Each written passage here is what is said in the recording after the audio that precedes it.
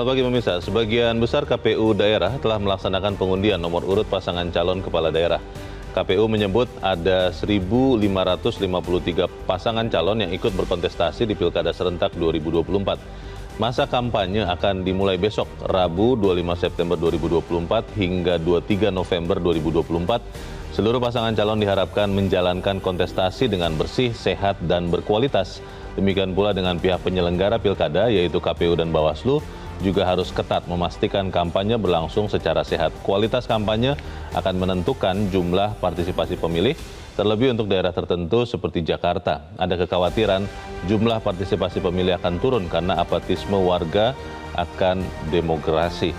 Dan pemirsa, inilah editorial Media Indonesia untuk hari ini Selasa 24 September 2024 dengan tema Pilkada, Jangan Cuma Ajang Gimik, bersama saya Leonard Samosir.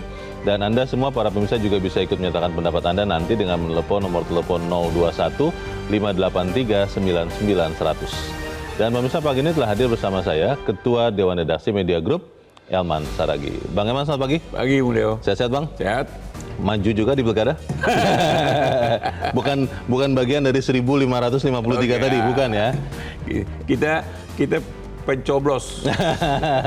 Masih mau ikut ya Pilkada ya, Bang?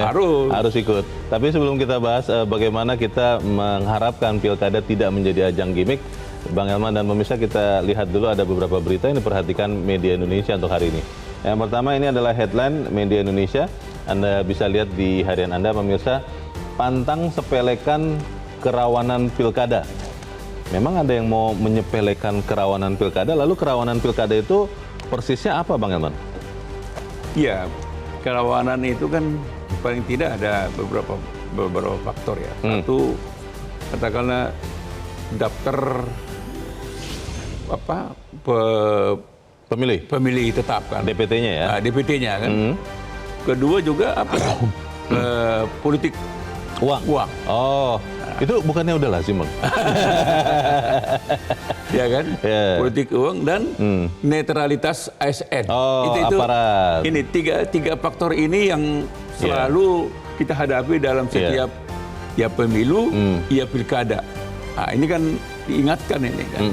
Karena Bawaslu juga sudah mengeluarkan peta. Tapi itu indeks kerawanan pilkada. Ada 5 provinsi. Ada 5 provinsi yang kerawanan sangat tinggi. 28 provinsi kerawanan sedang. Dan di tingkat kabupaten kota ada 84 kabupaten kota yang kerawanan tinggi dan 334 yang sedang. Ini kan Bawaslu sudah memberikan warning nih, sudah memberikan peringatan. Artinya nggak boleh main-main. Jadi sebetulnya kalau Bawaslu sudah mengingatkan, ya Bawaslu juga yang harus mengeksekusinya dong. Karena kan pengawasnya dia ya. Jangan hanya mengingatkan doang. Kalau kata anak muda sekarang, jangan omdo. Jangan omdo gitu jangan kan. Ngomong doang. Udah tahu kok. Tapi kalau ini kemudian diingatkan, Bawaslu misalnya sudah bergerak tapi juga masih tetap rawan. Ini siapa, Bang, yang bisa mengamankan jalannya Pilkada ini? Ya tetap Bawaslu. Tetap Bawaslu ya? Ya Bawaslu, paslon, ya penyelenggara negara. Oke.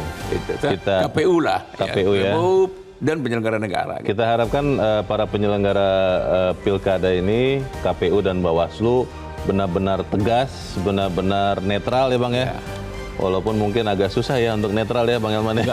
Nggak boleh susah. Tidak boleh susah, harus netral. Wajib netral. Baik, kita harapkan kenetralan itu bisa terjaga. Kita tinggalkan berita itu, pemirsa, kita ke berita selanjutnya. Kali ini di halaman 2, halaman dalam di harian Anda. Polisi diminta hati-hati tangani kasus tewasnya 7 remaja di Bekasi. Ini di media sosial, Bang Elman, menjadi perbincangan karena awalnya dikatakan 9 ya, tapi kemudian yang ditemukan adalah 7 tewas, dan dikatakan ini karena tawuran, lalu panik orang-orang ini yang kemudian tewas menceburkan diri ke sungai. Kenapa kemudian berita ini mengatakan polisi harus hati-hati menangani kasus tewasnya ini, Bang? Iya, karena katakanlah misalnya kan mereka lari ke sungai, menceburkan diri kan, panik katanya. Panik gitu kan. Pertanyaannya, mengapa sampai 7-7-nya tewas gitu kan? Karena nggak bisa berenang katanya Bang. Nah, kedua, Tenggelam. artinya kan masa tidak dicermati ketika ada peserta yang tawuran ini yang lari kan mestinya harus diikutin kan, dimonitor kemana tadi larinya kan. Kan mestinya kan tidak boleh ketika ada para remaja yang tawuran ini lari ke setiap sudut misalkan, tapi kan harus dimonitor kan kemana larinya. Ini pertanyaan masyarakat sebetulnya. Ketika larinya menceburkan diri ke sungai, mestinya kan harus dimonitor juga. Kan tidak boleh juga ada yang pembiaran kan gitu. Atau tadinya mungkin harusnya diantisipasi ya Bang ya, karena di situ ada sungai begitu kan, ada kerawanan melompat atau terlalu jauh saya berpikir begitu ya. Kalau itu nggak mungkin diantisipasi. Susah. Tapi artinya kan patroli itu udah benar. Patroli untuk membubarkan tawuran. Tetapi ketika bubar kan mesti harus diikutin. Kemana larinya mereka? Keamanan, keselamatan. Karena penting. Betul. Penjahat juga katakan tanda kutip ya. Penjahat sekalipun harus tetap diperhatikan keselamatannya. Nah ini dan mudah-mudahan polisi memahami ini kan. Nah kita minta juga polisi harus hati-hati dalam menyimpulkan ini. Ini di dalam berita dikatakan Bang Elman dan pemirsa 9 anggota patroli perintis Polres Metro Bekasi Kota sudah diperiksa bidang profesi pengamanan Polda Metro Jaya ya dimintakan untuk dipastikan untuk sudah melaksanakan prosedur operasional standar. Itu kan SOP-nya kan gitu kan. Betul. Dan polisi ini juga betul salah. Kita kan makanya biar sama-sama jelas ya. Betul. Baik, kita harapkan nanti ada kejelasan dan polisi berhati-hati.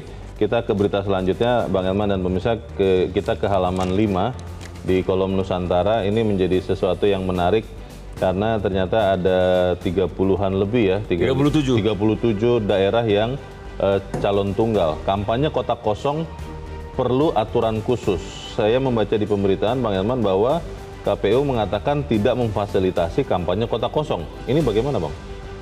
Ya tidak semudah itu juga. Karena ketika difasilitasi kota kosong, berarti kan paslon dengan kota kosong kan setara. Derajatnya setara kan? Walaupun bukan manusia ya? Walaupun bukan manusia. Artinya kan sah ketika rakyat memilih kota kosong. Itu bukan golput Bang, kalau kemudian bukan difasilitasi? Golput. Kalau golput kan mungkin tidak datang, mungkin memilih semuanya dia pilih. Supaya gugur. Gugur kan? Ini bukan golput, dia punya pilihan. Pilihannya kota kosong karena nggak ada wujud paslon yang diinginkannya kan gitu kan. Yang calon tunggal ini tidak diinginkan. Dia nggak suka. Dia sebetulnya ingin ada calon yang lain. Tapi ketika calon yang lain tidak ada, maka dia pilih kota kosong. Nah, di sini sebetulnya KPU harus mengatur bagaimana caranya ketika orang bisa nggak berkampanye untuk kota kosong, untuk kemenangan kota kosong. Dan bagaimana kampanyenya? Jadi bingung ya? Tapi ini kan ya harus fair dong. Ketika ada fasilitas kota kosong, ya boleh dong boleh nggak? Saya kita bertanya nih, boleh nggak masyarakat berkampanye? Bang, tapi apa nggak terlalu repot Bang? Karena sepanjang sejarah pemilu di Republik ini kan baru di Makassar itu yang pernah kota kosong menang Bang, di tempat lain kan tidak begitu ya? Loh, jangan-jangan karena ini pemilu pilkada serentak, jangan-jangan ke 37 kota kosong ini nanti 37-nya dimenangkan. Kita kan nggak tahu. Waduh, bisa jadi sih. Loh, kita kan kemungkinannya selalu ada ya. Kita kan ya bisa aja dong. Bisa hanya 1, bisa hanya 2, bisa 10, bisa 30, bisa juga 37-nya. Bisa juga kota kosong kalah semuanya kan. Akan itu kan. Jadi sini perlu diatur. Ada aturan yang khusus. Ada aturan yang khusus. Mengatur kampanye kota kosong supaya nanti tidak menjadi masalah kan. Nanti tiba-tiba ada yang kampanye melanggar. Nah, rakyat akan tanya, gimana yang dilanggar? Dasarnya ada apa? Aturannya nggak? Iya. Harus diatur ya? Harus diatur. Jadi sesuatu yang tidak diatur, berarti boleh dong. Memang agak membingungkan sih kota kosong ini. Hukum kan begitu. Iya. Sesuatu yang diatur Diperbolehkan. boleh dan tidak boleh. Oke. Ini membuat tambahan saja nih terkait dengan pilkada. Kita langsung ke editorial pemirsa. Pilkada jangan cuma ajang gimmick. Memang ada berbagai tantangan atau permasalahan di pilkada, Bang Elman. Salah satunya kota kosong. Pertanyaannya adalah kalau kemudian seperti 37 daerah yang dalam tanda petik sudah diarahkan supaya calon tunggal ini menang. Atau ada, katakanlah tidak calon tunggal, tapi ada beberapa calon, tapi sudah kita tahu diarahkan juga untuk satu calon ini menang. Di situkah artinya gimmicknya pilkada atau seperti apa, Bang? Ya, di situ sebetulnya perlu kenetralan penyelenggara pemilu. Perlu kenetralan ASN. Iya. Semua harus netral.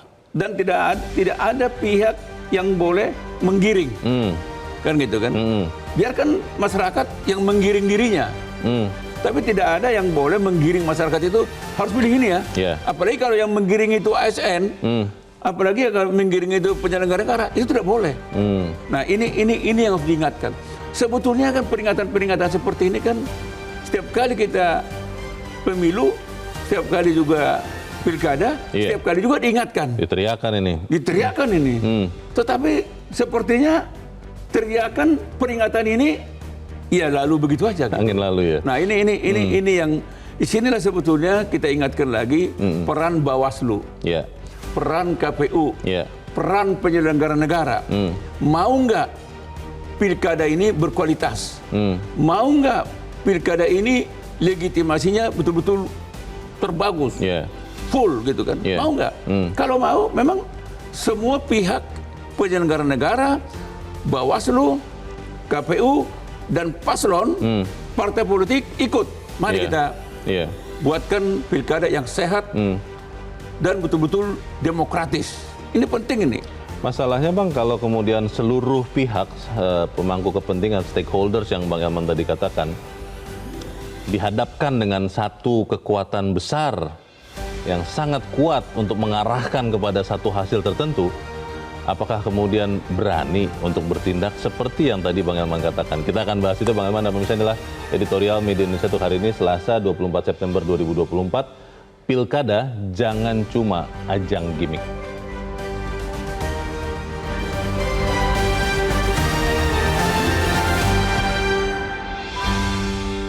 Pilkada jangan cuma ajang gimmick.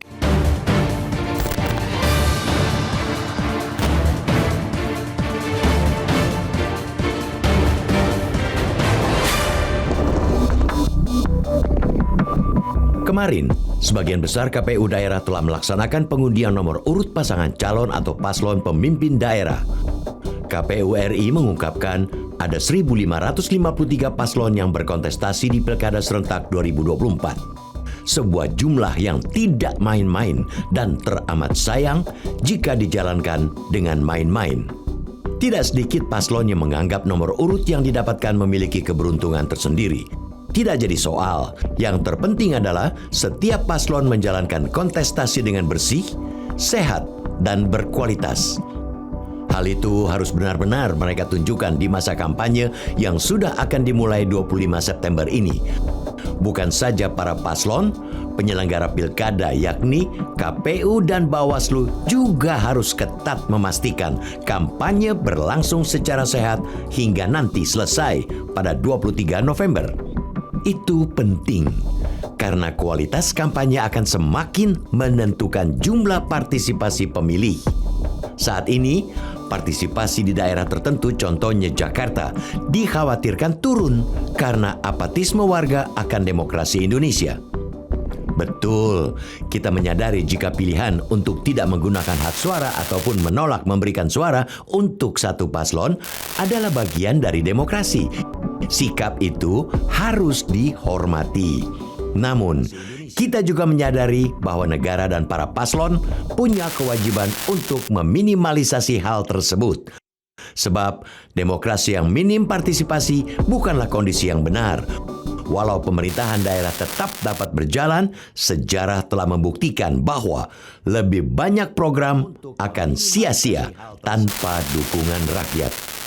Untuk itu, kampanye yang sehat, yang bersih, dan memikat akan membuat partisipasi rakyat bisa digait. Kampanye yang sehat mesti menghindari kampanye hitam. Kampanye negatif jelas berbeda dengan kampanye hitam. Kampanye negatif berbasis fakta dan data. Kampanye hitam menjurus ke insinuasi, bahkan fitnah. Hal lain yang menandakan bahwa pilkada berlangsung sehat ialah menghindari politik uang dan segala bentuk kecurangan lainnya. Soal politik uang, misalnya, bagi masyarakat maupun paslon harus sama-sama cerdas. Program-program yang menjanjikan uang usai pemilu bisa mengarah ke bentuk politik uang. Di Jakarta, praktik semacam itu sudah muncul dengan bentuk janji anggaran ratusan juta untuk setiap RW. Memang, regulasi yang berlaku saat ini belum memasukkan janji anggaran sebagai politik uang. Undang-Undang Nomor 7 Tahun 2017 tentang pemilihan umum atau pemilu baru mendefinisikan politik uang sebagai pemberian uang yang bersifat tunai. Celah itulah yang digunakan para paslon untuk melakukan politik uang dalam bentuk janji alias pasca bayar. Celakanya, taktik itu justru dipuji sebagian orang. Mereka menganggapnya sebagai janji pro rakyat. Padahal jelas-jelas definisi politik uang secara prinsip adalah penjanjian, pemberian uang atau barang lainnya untuk memengaruhi pemilih. Sebab itu, pemberian usai pemilu pun bisa masuk kategori politik uang. Ketika paslon masih memasukkan janji-janji seperti itu pada masa kampanye, rakyat harus menolak. Rakyat bahkan pantas menunjukkan sikap protes kepada paslon yang menjanjikan seperti itu. Dengan begitu, para paslon dapat melihat bahwa mereka sudah menuai sendiri kekalahan tanpa perlu menunggu hari pencoblosan.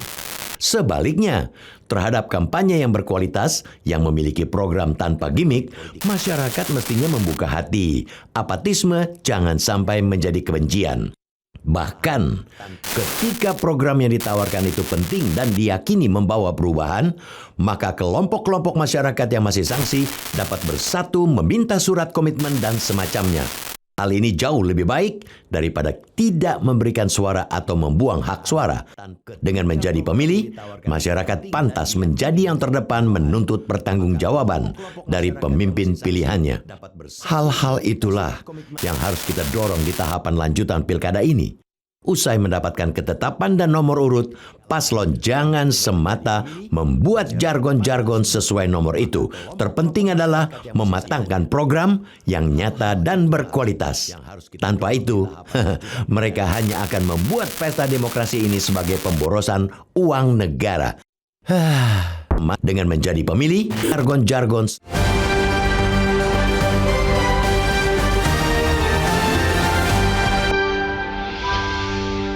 Di bagian berikut Anda bisa ikut menyatakan pendapat Anda, pemirsa, atau saat ini tetaplah bersama kami.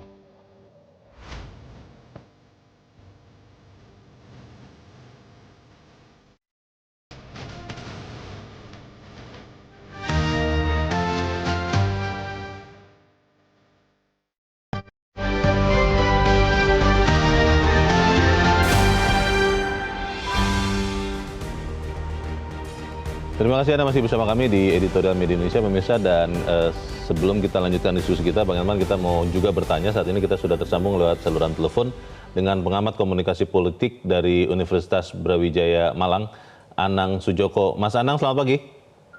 Pagi, Mas. Ya, Mas Anang, kalau kita lihat pilkada besok akan dimulai dengan kampanye ya. Kita lihat dan kemudian nanti di bulan November akan kita pilih sama-sama kepala daerah yang baru. Pertanyaan mendasarnya adalah kalau Anda lihat pilkada di November nanti akan benar-benar efektif menghasilkan kepala daerah yang terbaik atau memang ya realistis saja yang apa adanya saja. Bagaimana Mas Anang? Ya, kalau berbicara pada perspektif komunikasi politik, masa-masa kampanye yang ya dikemas dalam masa yang singkat itu belum tentu menjamin apa yang ditampilkan atau apa yang dikeluarkan gagasan ideologi itu menjadi sebuah kenyataan. Artinya apapun yang sekarang ditampilkan oleh para kandidat itu seringkali dikonstruksi untuk tujuan tertentu yang belum tentu berbasis pada apa yang dia mampu. Nah, disinilah saya khawatir kalau masyarakat kita itu tidak betul-betul memiliki literasi politik yang cukup cerdas, kemudian literasi media yang cukup juga, saya khawatir hanya memilih sebuah lipstik politik. Artinya apa yang nampak saja. Tetapi esensi atau substansi dari skill para kandidat itu belum tentu bisa terbaca dengan sebenarnya. Semacam itu, Mas Leonard. Mas Anang, kalau kita belajar dari, gak usah terlalu jauh deh, Februari lalu ya, ketika sekarang kita mendapatkan anggota DPR yang baru, lalu presiden yang baru, nanti akan ada pergantian di bulan Oktober. Dari sekian janji politik atau sekian kampanye, dan termasuk pemilu-pemilu terdahulu, sebetulnya banyak tidak sih yang disampaikan itu, yang diperjanjikan itu, yang kemudian dipenuhi sebetulnya, Mas Anang? Ya, saya melihat satu case aja lah terkait masalah apa yang telah dijanjikan oleh Presiden dan Wakil Presiden terpilih, yaitu makan siang gratis. Itu kan sudah terjadi sebuah perdebatan yang luar biasa hingga pada saat saat ini itu terjadi kelabakan pada alokasi anggaran.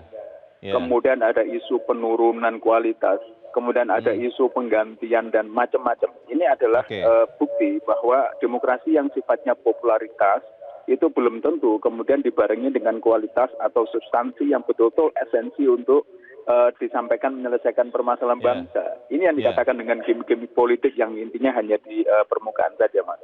Nah, dari sekian pilkada yang pernah kita lewati, Mas Anang, ada berapa persen sih janji politik yang kemudian dipenuhi, atau jangan-jangan mayoritas hanya cara untuk meraih suara, lalu setelah terpilih ya lupakan saja begitu? Bagaimana, Mas Anang? Kalau bicara presentasi, saya tidak punya data, tetapi in general ingin saya katakan bahwa masyarakat kita itu juga sulit untuk menagih janji. Dan bahkan masyarakat kita juga tidak membuat list janji. Maka kontrak-kontrak politik itu seringkali dijadikan sebagai gimmick politik untuk menarik perhatian rakyat. Nah, artinya di sini begini. Jadi masyarakat kita juga harus mulai terdidik. Apa yang dijanjikan itu juga harus menjadi sebuah catatan politik, terutama di anggota dewan. Dan masalahnya sekarang ada apakah anggota dewan sendiri itu juga memiliki komitmen untuk merealisasikan janji. Ya ini sama-sama juga. Jadi secara presentasi mungkin kira-kira ini kasaran saya mungkin sekitar 10-15% ya, kecil sekali lah. Baik, kita berharap tentunya apapun ya yang nanti kemudian kita lihat dijanjikan dan dilakukan oleh kepala daerah dalam pilkada berikut, ya semaksimal mungkin lah kita paksa ya untuk melakukan janji politiknya. Terima kasih. Pengamat komunikasi politik Universitas Brawijaya, Anang Sujoko, sudah mencerahkan kami pagi ini. Selamat pagi, Mas Anang. Pagi, Mas Leonard. Ya, Bang Eman, pertanyaannya kan kalau pilkada itu harapannya bisa memperbaiki keadaan daerah. Tapi dari sekian pilkada terdahulu, ya memang belum ada sih penelitian. Tapi kemungkinan janji-janji politik kampanye itu yang terpenuhi itu amat sangat sedikit lah dibandingkan kemudian pada saat pelaksanaannya. Pertanyaannya, Bang, kalau begitu apa manfaatnya pilkada November ini? Jangan-jangan seperti judul editorial pagi ini benar-benar hanya jadi ajang gimmick, Bang Eman. Bagaimana, Bang? Ya memang kalau kita dengar tadi pernyataannya Pak Anang, kita miris juga ya. Jadi beliau kan mengira-ngira ya. Ya 15% lah. Janji politik itu bisa terwujudkan. Kan sedih juga kita kan. Kecil sekali itu ya. Berarti kan 85% kan hanyut ditelan sungai kan gitu kan. Iya, jadi jadi bagaimana dong harapan masyarakat? Dan inilah sebetulnya inti masalah yang harus kita ingatkan pagi ini. Pertanyaannya sebetulnya kan, apa yang membuat masyarakat bergairah untuk pertama menghadiri kampanye, kedua pada tanggal 27 November nanti datang ke TPS. Apa yang membuat mereka bersemangat untuk datang? Ini kan berbanding terbalik dengan apa yang sekarang sedang disuarakan oleh beberapa sebagian masyarakat atau beberapa orang di Jakarta. Mereka kan sedang melontarkan coblos tiga-tiganya katanya kan. Golput kan gitu kan. Okay. Karena belum apa-apa mereka merasa yang menjadi paslon ini tidak sesuai dengan aspirasi mereka gitu kan. Yang mereka harapkan tidak ada di kandidatnya. Betul. Nah, inilah sebetulnya tantangan pilkada serentak ini. Dan ini tidak hanya tantangan masyarakat, ini juga harus menjadi tantangan penyelenggara negara, penyelenggara pemilu, ya Bawaslu, ya partai politik, ya paslon. Mari kita hadapi tantangan ini dengan positif. Makanya kita harapkan sebetulnya masyarakat berharap dalam kampanye yang akan dimulai besok ini, berkampanyelah secara sehat dan demokratis. Sampaikanlah gagasan dan program yang berkualitas. Tidak hanya menyampaikan semacam hiburan, apalagi dengan janji-janji kosong. Kalau yang disampaikan hanya hiburan, janji kosong, ini yang disebutkan oleh Pak Anang tadi, maksimal nanti terwujud nanti 15%. Bung Leo bisa bayangkan, kalau hanya 15%, ini kan baru perkiranya Pak Anang. Asumsi lah ya. Asumsi, belum tentu benar. Tapi jangan-jangan lebih rendah dari 15%. Bisa kan? jadi. Tapi kalau itu yang terjadi, akhirnya kan rakyat ini kan hanya dihadapkan dengan pepesan kosong kan. Lalu apa membuat mereka bersemangat? Dan bagaimana kita bisa lagi mengharapkan calon pemimpin kepala daerah kalau semangat real juga tidak ada dari masyarakat? Semangat itu Bang yang sempat disampaikan oleh beberapa teman yang tinggal satu daerah dengan saya. Mereka mengatakan, percuma lah kita memilih siapa begitu sebagai gubernur, sebagai wali kota, sebagai bupati. Karena toh sama saja keadaan daerah ini. Ketika mereka kampanye, iya bagus-bagus, tapi tidak pernah ada yang dilaksanakan. Dan akhirnya mereka malas Bang untuk ikut pilkada. Lalu mereka mengatakan juga nggak kenal tuh siapa kandidatnya. Ini realita yang mungkin banyak Bang. Bagaimana itu Bang? Ya itu kan sebetulnya yang disampaikan Bung Leo ini kan yang sudah disuarakan masyarakat dari pilkada ke pilkada kan. Iya. Dari pemilu ke pemilu. Ya istilahnya dia juga. Itu juga. Jadi akhirnya emang masyarakat tidak punya harapan. Ini tantangan nih. Tantangan buat paslon terutama. Jadi kalau kan saya lihat ada juga di antara paslon tadi yang saya lihat ada tadi di Running Text Metro TV mengharamkan politik uang. Wah ini saya langsung begini. Keren itu ya. Top banget ini. Top banget. Mudah-mudahan dia tidak ngomong doang. Tidak hanya menghibur masyarakat kan. Lip service. Lip service. Ini kan. Kalau itu benar, dia mengharamkan politik uang. Wah ini top nih. Kita pilih dong. Kita pilih dong. Kalau bisa. Dan masyarakat akan pilih itu kan. Pertanyaannya, rakyat percaya nggak gitu kan? Nanti mulai besok ini kan kampanye mulai besok. Nah, rakyat akan menjadi saksi. Benar nggak dia tidak akan melakukan politik uang? Kalau ada, bagaimana ini kan gitu? Nah, disinilah sebetulnya Bung Leo, harapan masyarakat harus ada sanksi. Sanksi dari Bawaslu.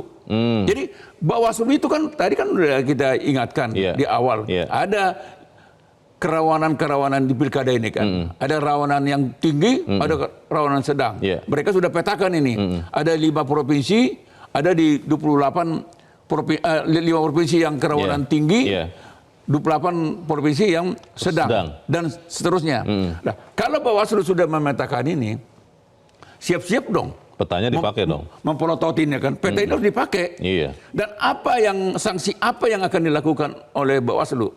Katakanlah misalnya, kalau ada paslon yang melanggar aturan, memberi politik uang atau dan sebagainya, gimana terhadap paslon ini? Apakah hanya sekedar diingatkan? Kalau berani diskualifikasi dong. Gagalkan dia jadi paslon. Itu penting itu. Lalu kalau misalnya ada SN tidak netral, berani nggak Bawaslu untuk merekomendasikan pecat ini SN? Ini kan penting ini.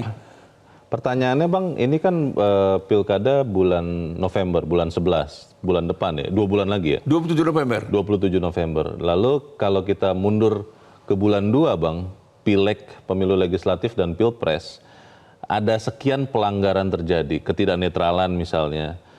Tapi kan kita tidak melihat ada satu sanksi yang keras di situ. Lalu kita lihat KPU dan Bawaslu yang menyelenggarakan pemilu di bulan 2 itu, kecuali ketua KPU yang sudah berganti, tapi kan yang lain-lainnya akan juga sama menyelenggarakan pilkada di bulan 11. Lalu apa yang kita bisa harapkan berbeda Bang di keberanian mereka, di ketegasan mereka, di kenetralan mereka? Apa Bang? Ini yang sebetulnya menjadi catatan penting.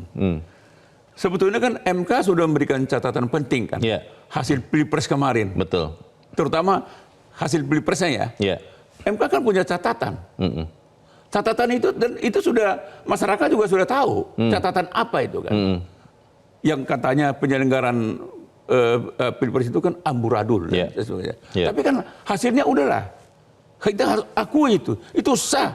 Tetapi catatan itu mestinya harus menjadi catatan yang harus di follow up oleh ya KPU. Terutama penyelenggara. Ya penyelenggara pemilu ini kan. Iya. Ya KPU, ya Bawaslu. Coba. Tapi kan masyarakat tidak tahu langkah-langkah apa yang sudah mereka ambil Untuk memperbaiki. untuk perbaiki ini. Kecuali hanya satu kan, bahwa ketua KPU-nya dipecatkan gitu kan. Itu pun bukan karena pelanggaran kepemiluan itu Bang. Iya makanya. Itu sesuatu yang sifatnya memalukan, bersifat pribadi Ya, itu. makanya. Nah, masyarakat sebetulnya pengen lihat langkah apa yang sudah diambil oleh Bawaslu dan KPU. Yeah. Kalau tahu juga apa yang terjadi pada Pilpres pemilu yang Februari yang lalu terjadi lagi dalam pilkada pemilihan pilkada serentak ini, ya artinya sama aja kan. Iya. Jadi ini yang sebetulnya masyarakat kadang-kadang menjadi frustrasi. Iya. Sama saja. Kita harus jeda dahulu Bang Elman, dan pemirsa tetaplah bersama kami, Editorial Media Indonesia segera kembali.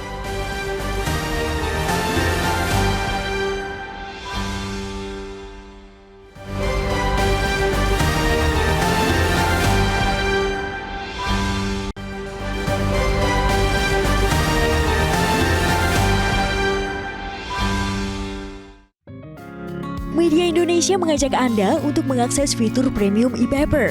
Dengan sajian konten berbasis intelektual dan meneguhkan kebangsaan, Media Indonesia tampil dengan lebih dinamis melalui e-paper Media Indonesia yang dapat Anda akses kapan saja, di mana saja.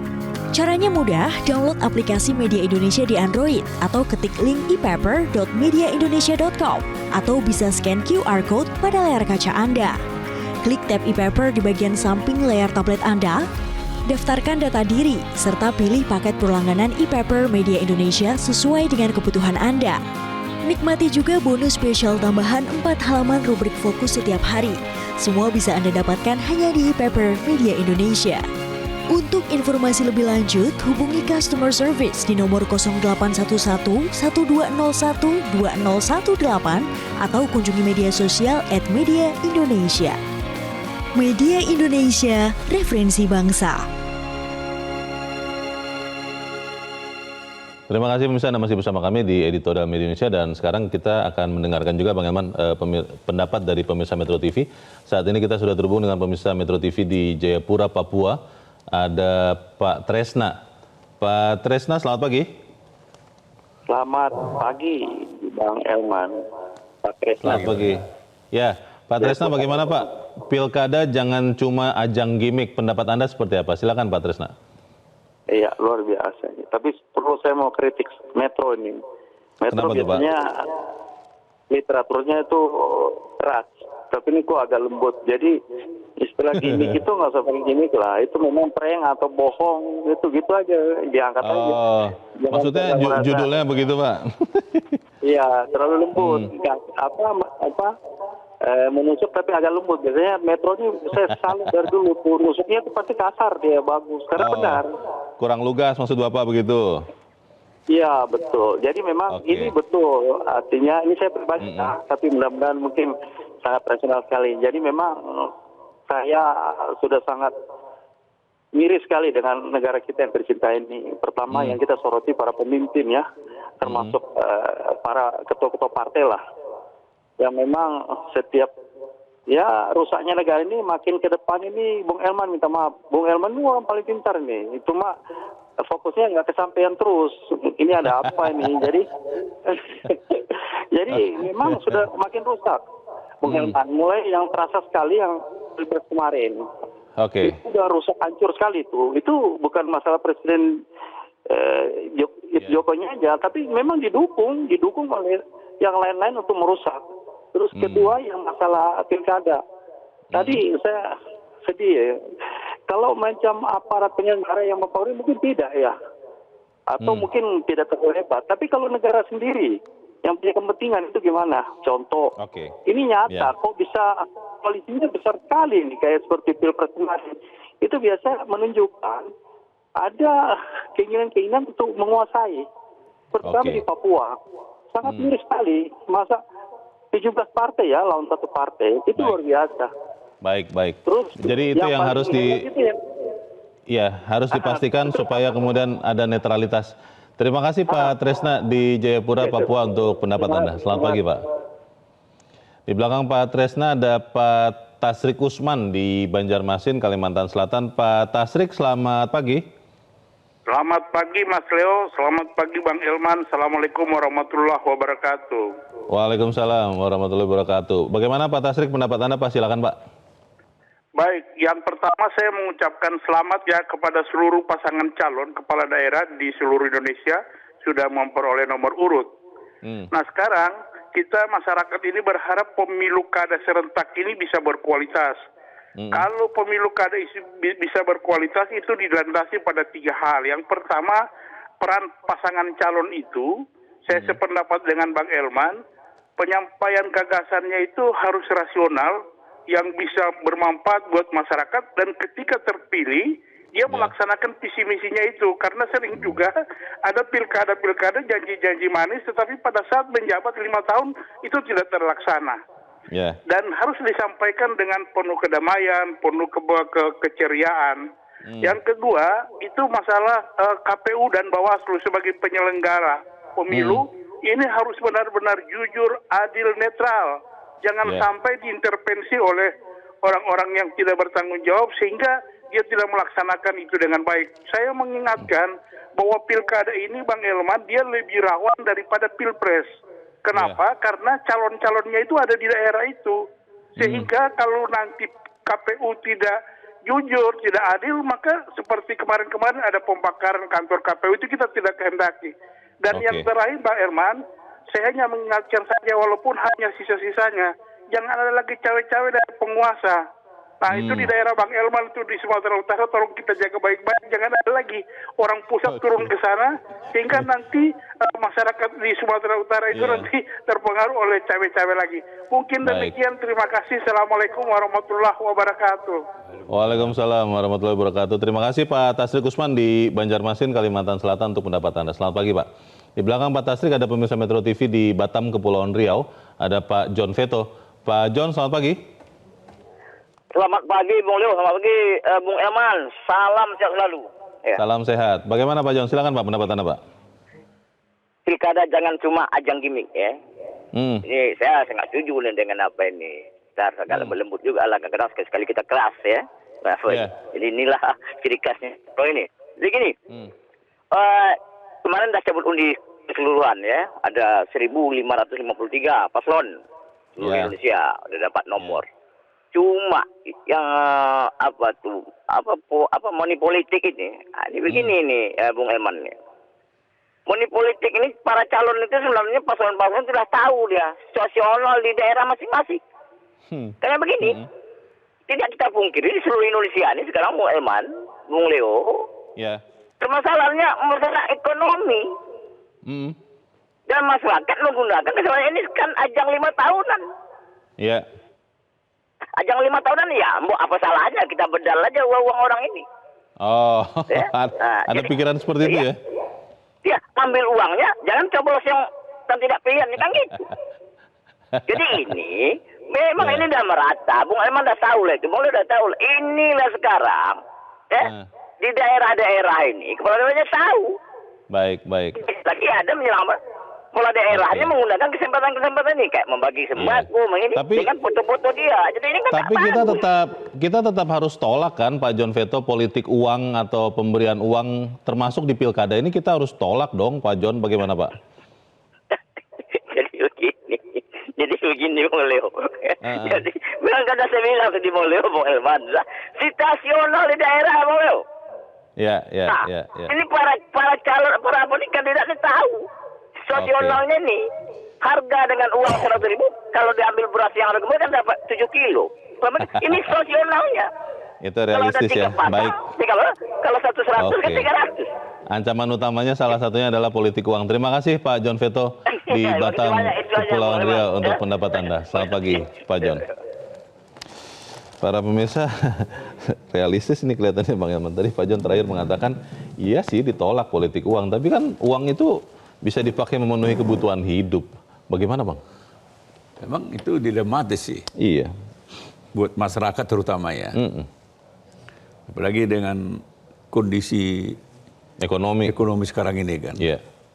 Ketika datang bansos beras 10 kilo, 15 kilo, ada lagi untuk beli minyak goreng. Rupiahnya. Ya pasti ambil kan. Nah, ini jadi soal kan. Walaupun nanti berakibatnya ya fatal juga. Yeah. Ya akhirnya mungkin nanti yang terpilih justru bukan calon kepala daerah yang mumpuni kan gitu kan. Baik, untuk memikirkan apa yang mau kita sampaikan juga Bang kepada para pemirsa, kita harus jeda dahulu Bang Elman, dan pemirsa tetaplah bersama kami. Editorial Media Indonesia segera kembali.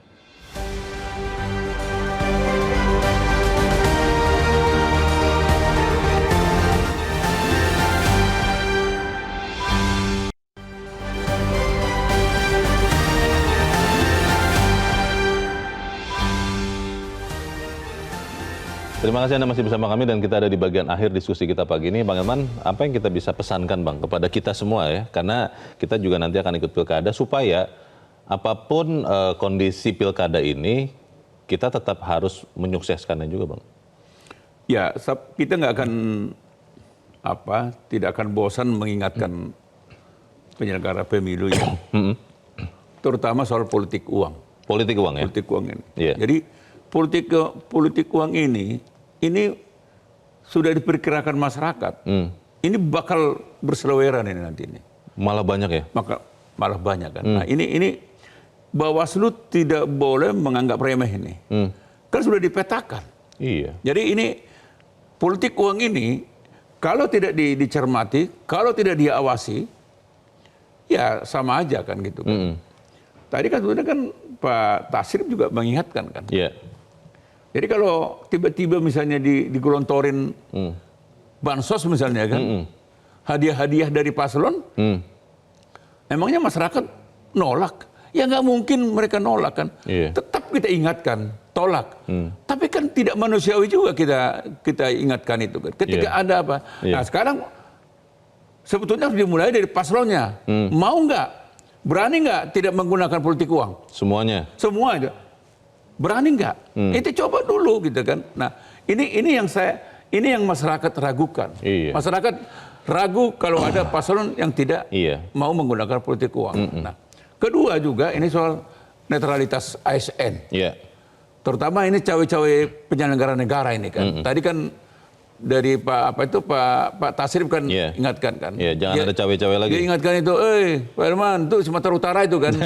Saya nggak tahu kok hubungannya sama saya kan warga Jakarta. Apa urusannya dengan saya kan? Mungkin karena Elman Saragi Bang. Mungkin. Oke. Nah tapi kan paling tidak apa yang dikatakan Usman Tasrif ini kan, ini kan benar. Jadi jangan ada lagi cawe-cawe dari siapapun. Apakah itu ya katakanlah ya pemimpin tertinggi, menteri, yang lain, jangan ada cawe-cawe. Jadi biarkanlah pilkada ini berlangsung secara sehat, secara demokratis. Penyelenggara negara harus menganggap semua paslon itu adalah paslon yang terbaik. Dan itu adalah paslon Republik Indonesia itu. Tidak ada paslon si A, paslon si B. Iya. Ini paslon kita bersama ini. Baik. Paslon penyelenggara negara. Jadi jangan lagi untuk daerah tertentu ada cawe-cawe, ada nanti bansos digelontorkan berlebih apa. Iya. Jadi pengalaman pemilu Februari yang lalu Iya. jangan terulang lagi. Dan itu catatan yang diingatkan oleh Mahkamah Konstitusi. Catatan yang harus dikerjakan. Catatan yang harus dikerjakan, jangan catatan Mahkamah Konstitusi itu hanya sekedar catatan dan nanti ada lagi pilkada ini, ada lagi catatan Mahkamah Konstitusi. Jangan sampai seperti Jangan itu. sampai seperti itu. Baik, kita harap bahwa pilkada benar-benar dilakukan bukan dengan gimmick ya Bang ya, untuk kebaikan daerah masing-masing. Bang Elman Saragih, terima kasih sudah hadir di tempat ini. Selamat pagi Bang. Pemirsa, Pilkada Serentak 2024 diharapkan akan menghasilkan kepala daerah berkualitas yang bekerja keras untuk memajukan daerah dan mensejahterakan warganya. Pemimpin dengan kualitas paling baik hanya akan terwujud kalau kontestasi pilkada berlangsung bersih, sehat, dan berkualitas. Pilkada berlangsung bersih, sehat, dan berkualitas kalau para paslon dan pendukungnya bisa menghindari kampanye hitam dan fokus pada adu gagasan untuk masa depan yang lebih baik. Saya Luna Samusi berterima kasih Anda sudah menyimak editorial Media Indonesia untuk pagi ini. Terus jaga kesehatan Anda, terus jaga nurani Anda. Selamat pagi, sampai jumpa.